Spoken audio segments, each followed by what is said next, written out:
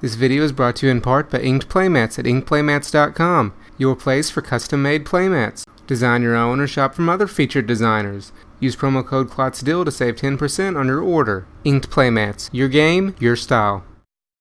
Check out Something to Do on their website and come join us for a fun, friendly F&M environment.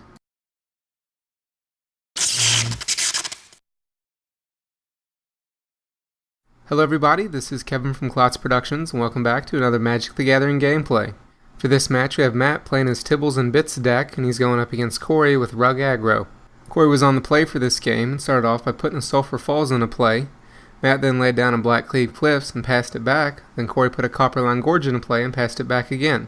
Matt then laid down a Swamp and played a Reassembling Skeleton. Corey just put an Island into play and passed it again, and then Matt attacked with his Skeleton, taking Corey to 19. He then laid down a Mountain and played a Tibble the Blood Fiend. He then used the Tibble to randomly discard a Pillar of Flame. At the end of the turn, Corey used a Gut Shot, which he used to do 1 damage to the Tibble.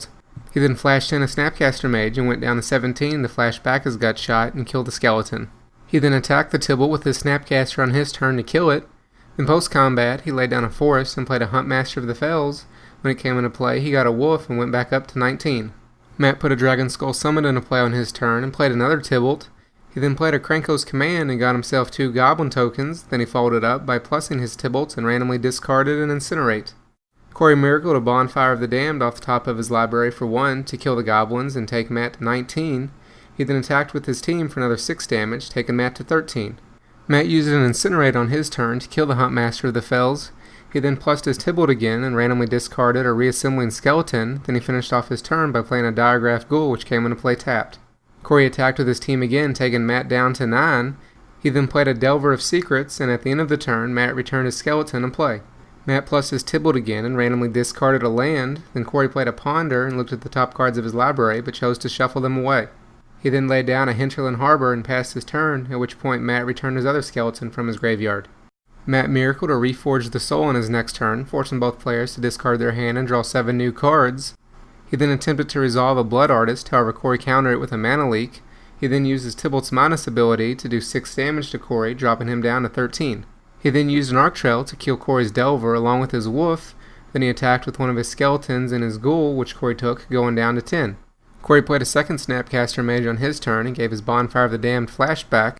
He cast the Bonfire for 2 to wipe out Matt's board and drop him down to 7. Then he attacked with his first Snapcaster, taking him to 5. Matt used a Pillar of Flame on his next turn to exile one of the Snapcaster Mages. He then played a Diregraph Ghoul. Corey then started his next turn by playing a Ponder.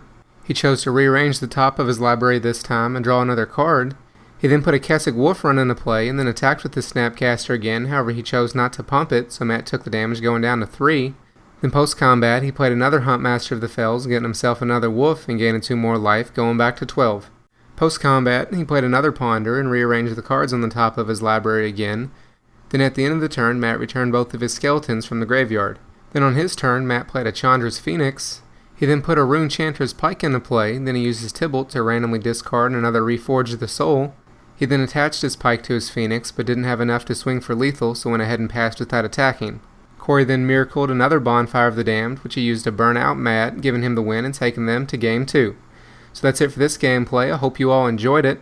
You can find the full version and the annotations at the end, along with links to my vlog and my Let's Play Duels of the Planeswalkers 2013. If you like this or any other video, be sure to give it a thumbs up and add it to your favorites, then subscribe to be notified when more videos are online.